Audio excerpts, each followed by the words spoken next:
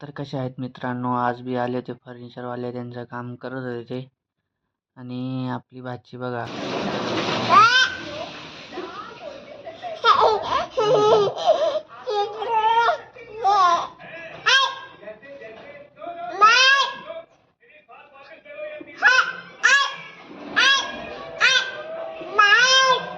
आणि झाडू घेतला होता ना, त्याच्यामुळे ते अशी करत होती. त्या कशी सांगू राहिली ती त्याला आईला.